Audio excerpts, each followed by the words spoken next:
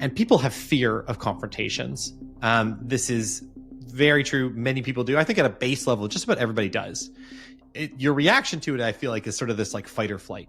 You know, are you going to get fired up because there's a fight coming? Or are you going to, put your shoes on, start lacing them up because, a fight's coming. You just want to get out of there.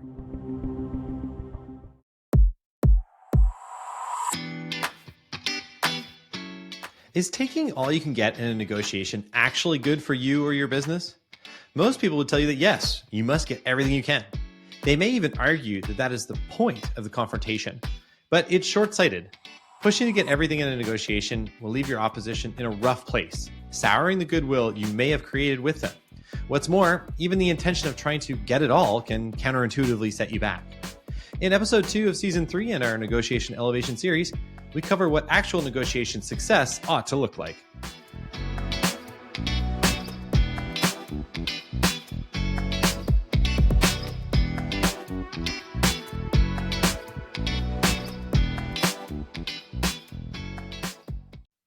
Hello, folks, and welcome to Startup Different, episode 2, season 3. What does it mean to win a negotiation? Chris, have you ever won a negotiation?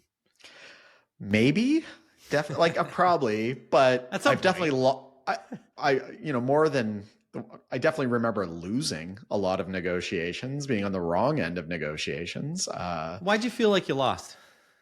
I don't know. It just didn't work. It did a ton of work and didn't really net out that I felt like it was worthwhile in the end. Maybe it was Don't make me do the 5 whys. I'm going to keep asking you why till you give me a clean, like netting out a lot of work. So you're talking about specifically like a custom development thing.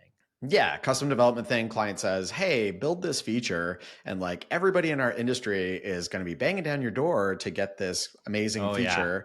Yeah. So you go to bat, you do the cave time, evenings and weekends, crush your dreams, come out the other end and build this amazing thing for them. And they're thrilled. And then you find out like nobody else wants that feature. Yeah.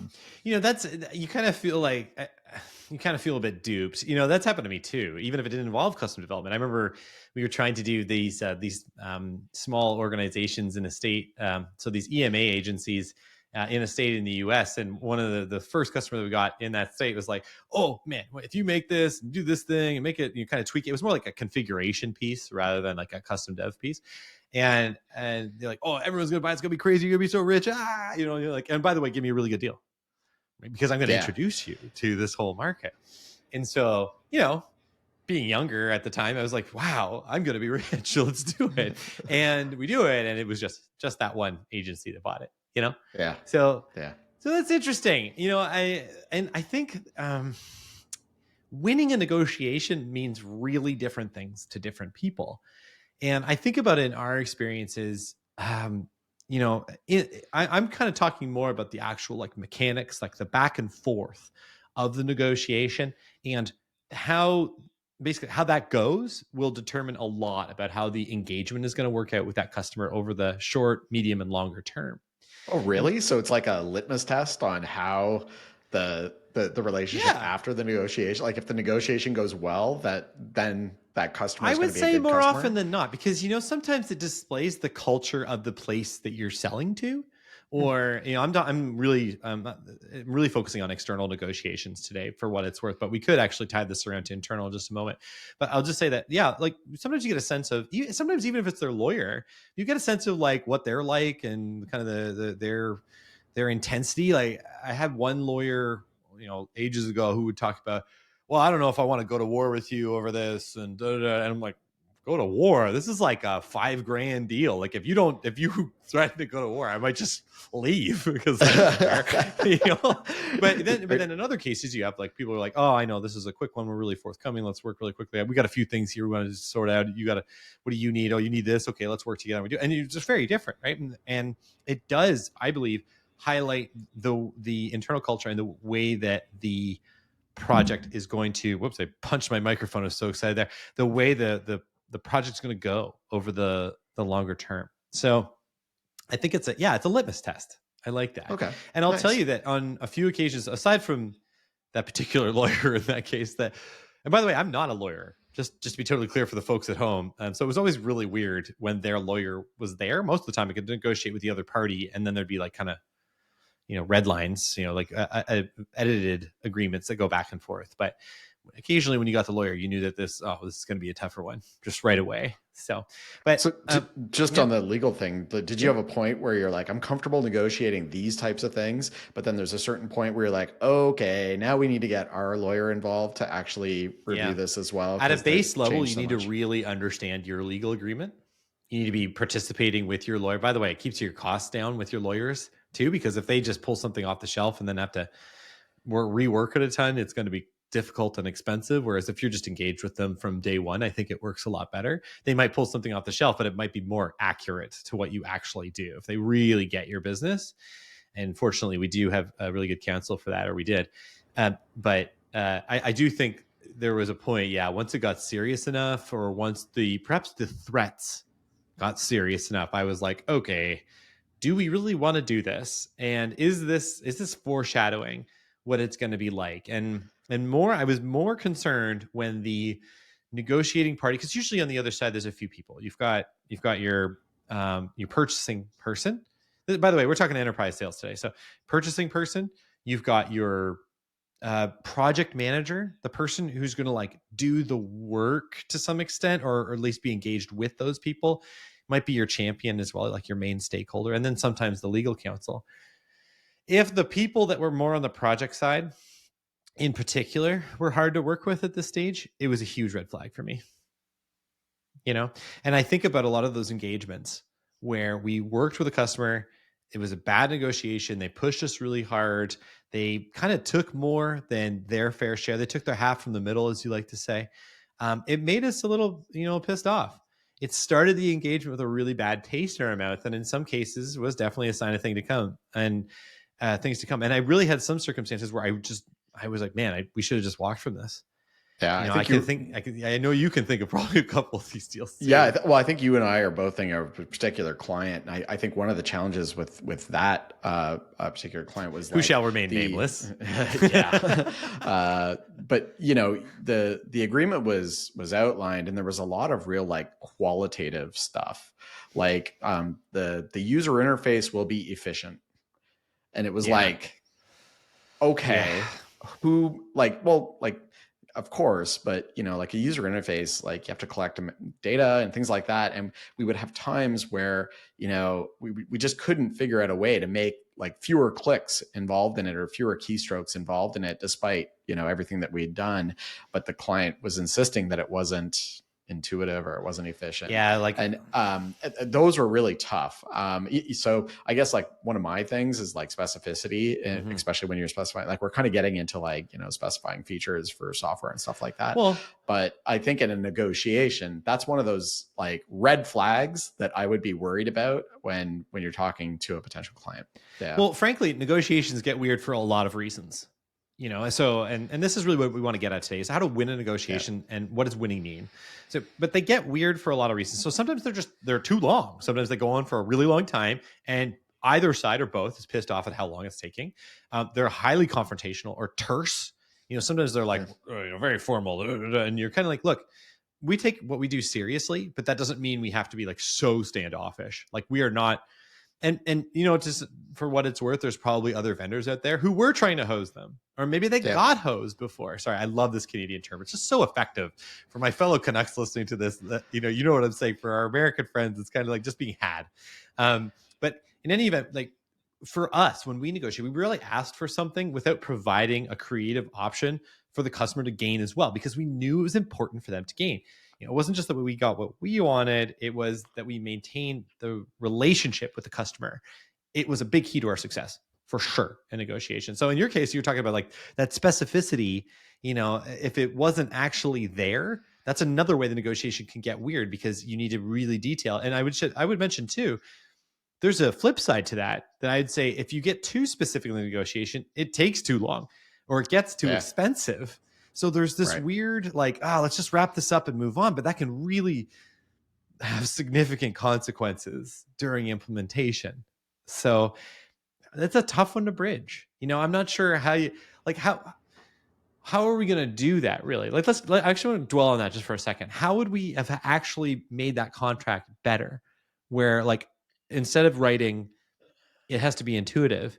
Like, are we literally going to lay out exactly what intuitiveness means? You know? I don't know. I honestly, in that kind of scenario, I think what I would like, if I could relive that, I almost would have like mocked up what that interface was going to look like and be like, like it's going to work like this. And I know that's going to take a while, but that particular client was very particular about it. Actually, to be quite honest with you, I think in retrospect, we should have just seen that was an issue and that client was going to be difficult to satisfy, to make them happy, to achieve what they were looking for. We should have walked. And we should have walked. Yeah, for sure. Hindsight is 2020, but I remember that. And actually, for what it's worth, I remember another one of our senior staff saying, we might want to walk from this. Yeah. And they were right. They were definitely right. And you and I were like, it's okay money. It really wasn't. It really wasn't. We lost a lot of money on that deal because of the crazy level of work that we had to do. Yeah.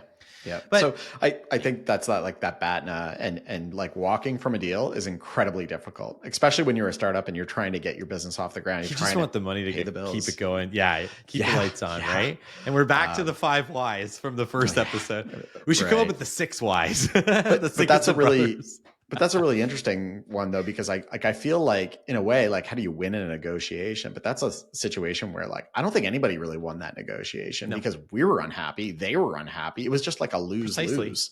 Yeah. I think you're right. I think that's a good take. And so let's talk about what do we actually want? What do we want from a negotiation? Like what is a win? And I wanted to qualify it as, we want to get what we want from a tough negotiation and to walk away with our relationship with the customer intact. Counterintuitively, you don't want to own them.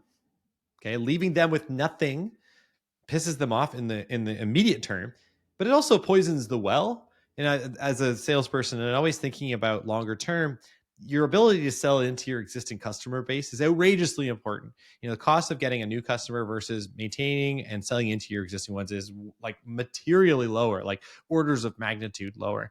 Like you need to be able to sell into. So if you piss off every customer through this process, it also makes them less sticky. They're gonna leave because they just don't like you. Okay, and they're not going to refer anybody else to you. They're there's a whole bunch of bad outcomes if the negotiation goes down the drain. Yeah. And then also Jeff Weiss, a partner at Vantage Partners, really big, capital firm, and author of HBR Guide to Negotiating, has a really interesting quote on this. And I thought of you. I thought of this, just the Chris Sinkinson danger quote. So the quote is, people think that they either have to be nice in order to spare hard feelings or overly tough in order to win. But that's a false dichotomy and an incredibly dangerous one. So there's data behind that. Being nice to spare their feelings, like this whole thought that like being nice will maybe be better in the negotiation, is not actually a real thing. Now you also don't want to be overly tough either. It's this gray area, this zone we play in. And I think that going back to episode 1, when you're talking about, or even as you alluded to at the start of this episode, like you're not really sure if you've won that many negotiations. I would suggest it's probably because you lean hard on the nice side. Yeah, definitely. I think that that's my issue. Yeah. Well, thanks, Dave. Appreciate you putting this one out there again. So I'm not, and by the way, I'm not like a big expert on this. I haven't written books on negotiating. I've just done some of it at an enterprise sales level. And my take on that, for what it's worth, was I was always cognizant of the tone I was getting and tried to match that tone as tightly as I could. If they came to me and they were more terse, I could be more terse with them because they would see that as respectful. I don't want to be... That's interesting. Yeah, I don't want to be... if they write an email a certain way, I would write my email back to them the same way. Even though my tone, if for people who know me or even just listening to the show, you can tell I'm a pretty casual, kind of like happy-go-lucky sort of dude. And for those interactions, though, I felt like it was a respect thing, and I felt like it signaled, hey, I take you seriously, and I'm listening. Okay, that's fair. That's a good. Sometimes if you go in and they're terse and you're happy-go-lucky or you're not serious, it doesn't always work out. So. Yeah, good point. So that's interesting. So we understand what winning looks like. So how do we win? Well, we want to negotiate to produce a long-lasting relationship and an outcome that works for everybody at the table. So this is the first thing I want to address here right off the bat is fear. And people have fear of confrontations. This is very true. Many people do. I think at a base level, just about everybody does. Your reaction to it, I feel like, is sort of this like fight or flight. Are you going to get fired up because there's a fight coming? Or are you going to, put your shoes on, start lacing them up because, a fight's coming. You just want to get out of there. You just don't want to be a part of it. You want to end it as quickly as possible because it's a bad feeling for you. And I get that. But you've got to stop being afraid. And I don't want to dismiss your feelings. Your feelings are real. And we're going to talk more about sort of the boogeyman in negotiations, the price negotiation in our next episode. It gets its own episode because it's such a big deal. But regardless, you have to try to move yourself away from fear. This is going to come through inward preparation that we discussed in the first episode and other strategies, understanding your customer as much, who you're selling to as much as possible, being comfortable with what you offer and what your company can and can't do. For instance, like young salespeople tend to be young as in their tenure at the company is shorter. They tend to be more nervous in negotiations because they just don't know what the company is and isn't capable of. And they don't want to step on someone's toes by agreeing to something that can't actually be done. And conversely, that might make them too stiff when they negotiate with the other side because they're unwilling to do anything that even slightly deviates from what the product's base functions are. And so it's kind of this interesting nuance, but this fear is real, and coaching fear out of salespeople is really important. And a lot of the time, it just is a reminder to them that you have options. You can always make the sales deal work. If you have a good coach, good boss, they'll help you through that as well. But ultimately, the fear isn't going to help you. It's time to reframe with composure. You can't be calm and scared at the same time. So that's something really to consider as you're going into this. Do you feel that fear, or like, what do you think? Yeah, definitely. I'm like, as you know, negotiations was not my strong point. I was on the technical side doing that stuff. I love that stuff. This is why I think we were a good pair running the company, because you would do most of the negotiations because you were excellent at it. You don't give yourself enough credit. Yeah. And I didn't want to do it really. Like, you would have to negotiate internally. You want to move forward on a certain project. Did you find that? I bet, and by the way, this is totally normal, but I would bet that you had fear going into those conversations too. Yeah, but my BATNA was always, I'll do it myself, because it was always like we had to build some feature or whatever. So like, it was a different scenario. I feel like the negotiations you were doing were like real negotiations, where what I was doing was kind of like soft negotiations. It wasn't a high risk. Yeah. It wasn't like, super important stuff. You know what? Yeah. I bet I can think of something that you didn't have a great BATNA. HR negotiations. Yeah. So like, yeah. I would be, just putting my HR, and I don't want to make this all about culture and HR. We did a ton of that last season by accident, but putting my HR hat on for a second, those are tough negotiations, because in many cases it's tough to satisfy the actual needs or like the wants of the employee.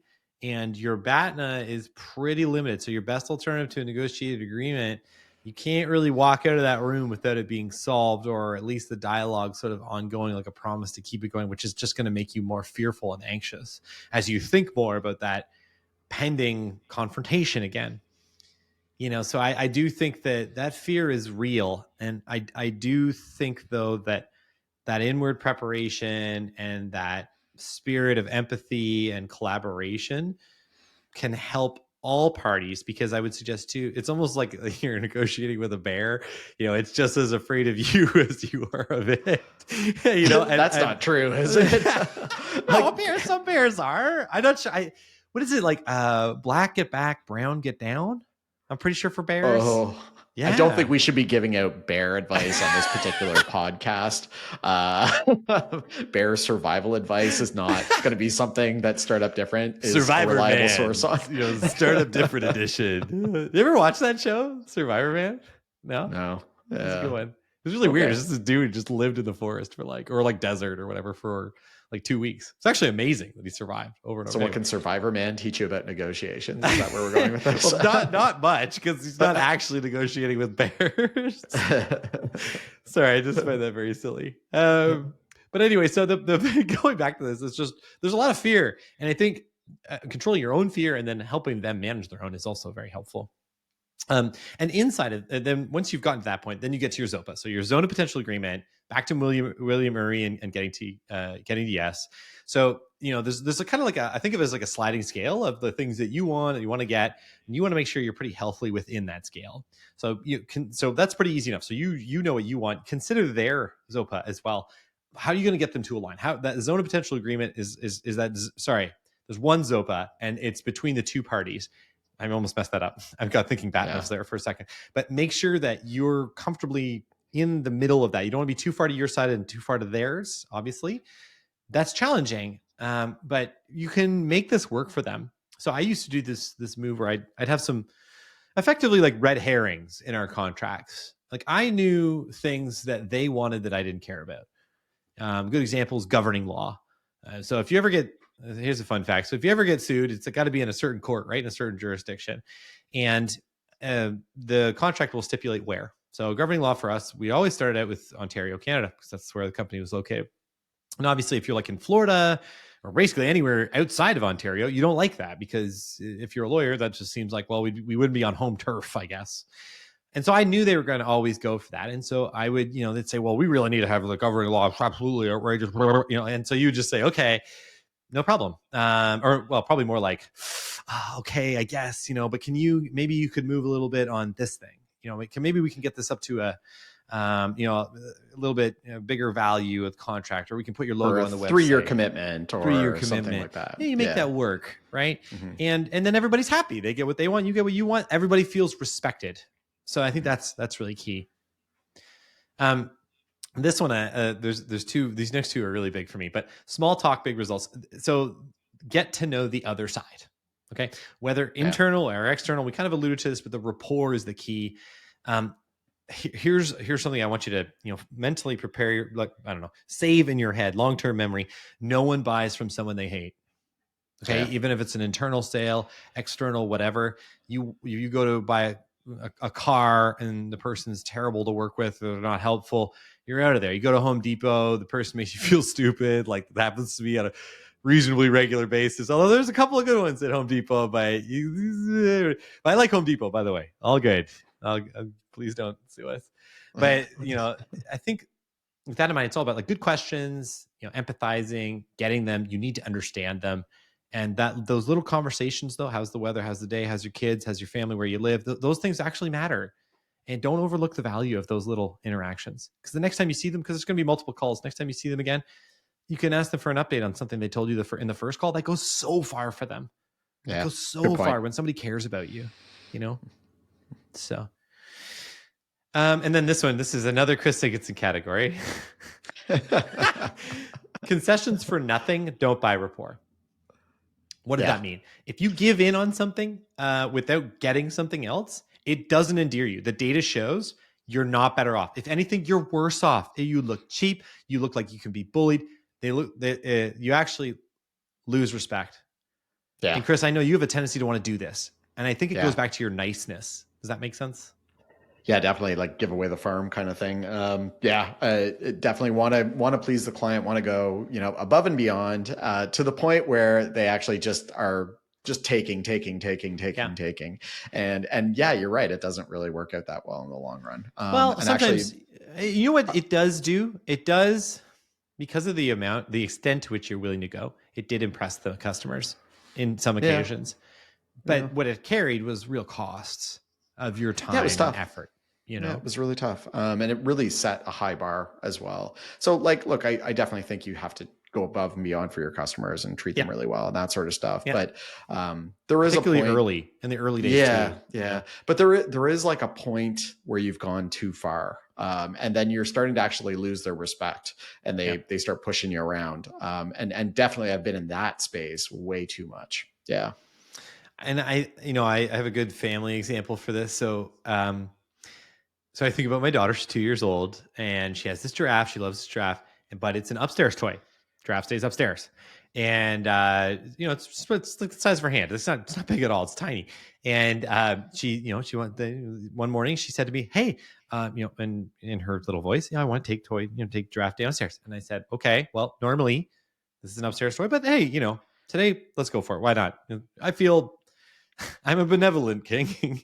So I was like, okay, go for it. And so she takes the toy downstairs. Well, the next day, all the toys want to go downstairs, and she's grabbing everything, going, well, yesterday you said, and, okay, so there is some level of, if you give something away, you don't get anything, you're just going to get taken for a ride. So I love my daughter, by the way. It's very cute. I'll have to remember that next time I'm over babysitting her. She's so cute, though. She puts the little eyes on. Anyway, so for going back to our concession thing. So, you want to make sure we frame this confrontation as a collaboration. After all, you both want something. It actually is a collaboration. It's a meeting of two interested parties that are motivated and they want to get something from each other. It's really not a fight. These negotiations too, they require a lot of creativity. As you can see here, we're talking about these different options and different solution building.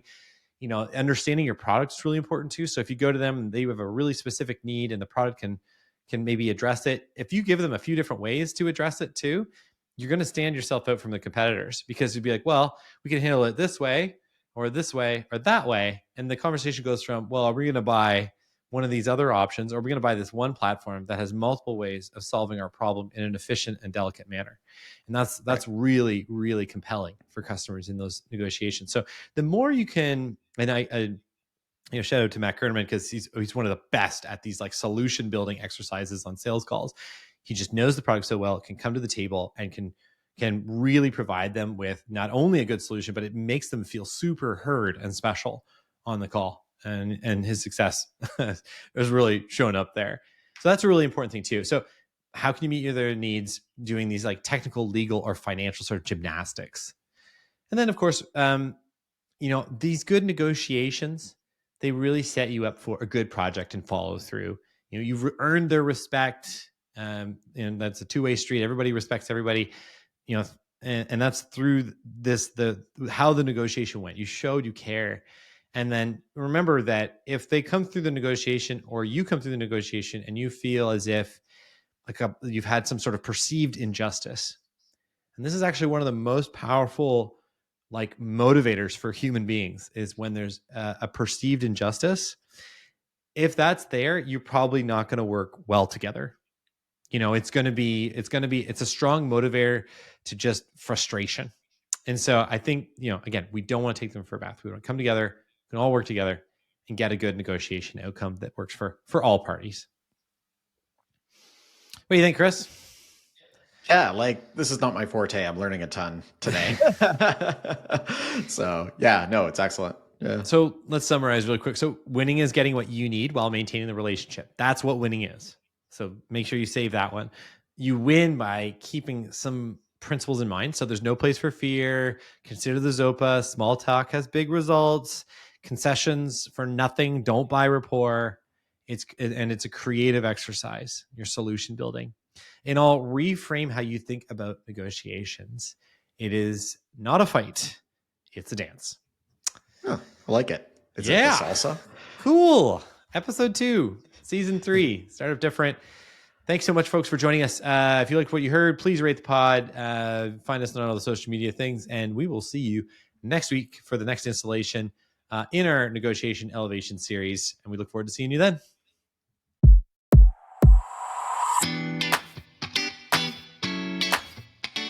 Thanks for joining us.